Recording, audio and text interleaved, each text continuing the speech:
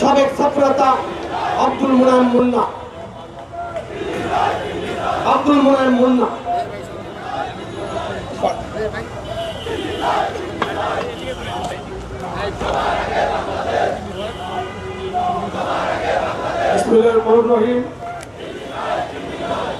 রাজনীতি বেসিক্যালি এটা প্রতিবাদের একটা অন্যতম ভাষা ছিল।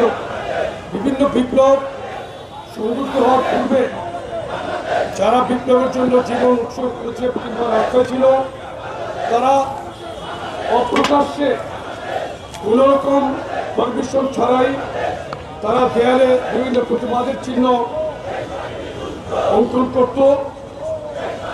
জাতির ইতিহাস এইটুকুই আমি আজকে এখানে বললাম। আমাদের শ্রদ্ধেয় প্রধান অতিথি, আমাদের শ্রদ্ধেয় স্যার এটা ভালো বলতে পারবেন।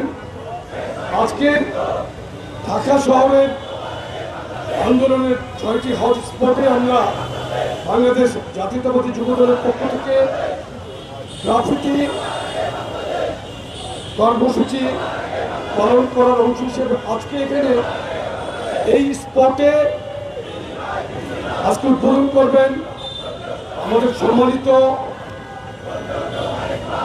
মুরব্বী বিএনপির সংগ্রামী মহাসচিব, যিনি দীর্ঘদিন বাংলাদেশ জাতীয়তাবাদী যুব দলকে অত্যন্ত সুদক্ষ এবং সুদক্ষ হাতে উনি সুসংগঠিত করেছেন। দীর্ঘ 11 বার যিনি ফ্যাসিস্ট হাসিনার কারাগারে বন্দী ছিলেন এবং ওনার সর্বোচ্চ বন্দী জীবন ছিল 1 বার 6 মাস। আরেকটি উল্লেখযোগ্য, আমি এটাকে আমাদের এই জুলাই রোড টু জুলাইয়ের অংশ হিসেবে আমি এটা বলছি এই কারণে, এটা আমার বলা একটা আমি মনে করি দায়িত্ব। 2022-এ যখন 7ই অক্টোবর 7ই নভেম্বর ছিল, 7ই ডিসেম্বর যখন শেখ হাসিনার পেটোয়া বাহিনী, ফ্যাসিস্ট পুলিশ, টিভির তৎকালীন হারুন বিপ্লব, পুলিশের আরেকজন কর্মকর্তা মেহেদি, তাদের নেতৃত্বে পার্টি বসে নারকীয় হামলা চালালো, তখন ওখানে আমাদের স্বেচ্ছাসেবক দলের একজন নেতা নিহত হয়েছিল সিঁড়িতে, এবং আমি নিজে টিয়ার গ্যাসের ঝাঁঝালো আক্রমণে প্রায় দিশেহারা হয়ে গিয়েছিলাম। ওই দিন দেখলাম যে অমিত সাহস নিয়ে আমাদের শ্রদ্ধেয় স্যার বিএনপির সংগ্রামী মহাসচিব জনাব মির্জা ফখরুল ইসলাম আলমগীর উনি একাই কিন্তু পার্টি অফিসে এসেছিলেন। এভাবে অনেক আন্দোলনে যিনি বাংলাদেশের বিএনপিকে ভারপ্রাপ্ত চেয়ারম্যান জনাব তারেক রহমানের নেতৃত্বে যিনি বাংলাদেশে বিএনপির মুখপাত্র হিসেবে যিনি ছিলেন, আমাদের প্রিয় স্যার, প্রিয় নেতা জনাব মির্জা ফখরুল ইসলাম আলমগীর আজকে এখানে প্রধান অতিথি হিসেবে এই গ্রাফিতি কর্মসূচি উনি উদ্বোধন করবেন।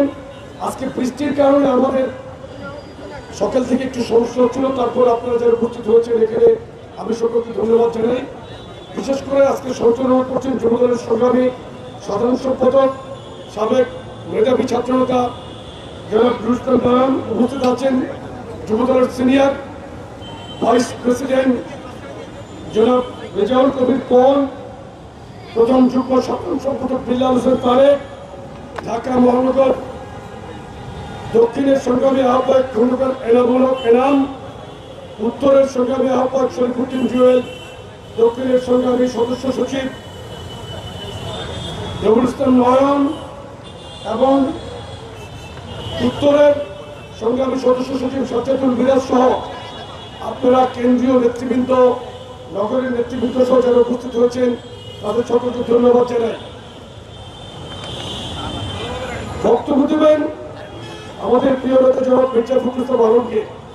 আমরা ঢাকার রাজধানী ঢাকার 6টি হটস্পট বিপ্লবের আন্দোলনের হটস্পটকে আমরা নির্ধারণ করেছিলাম।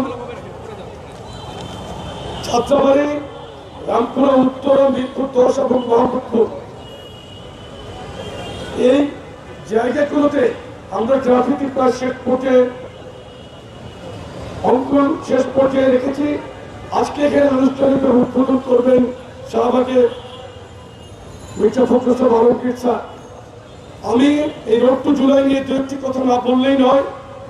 আজকে শর্ত ঘনিষ্ঠ একটি রাজনৈতিক দলের আচরণ দেখে মনে হচ্ছে যে বাংলাদেশে কারো কোনো অবদান ছিল না।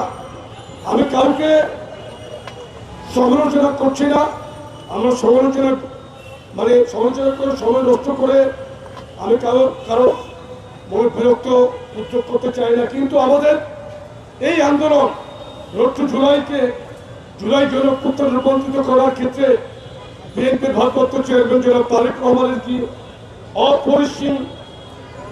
অপরিসীম যে ত্যাগ তিতিক্ষা, সেটাকে তো আপনি উপেক্ষা করতে পারবেন না।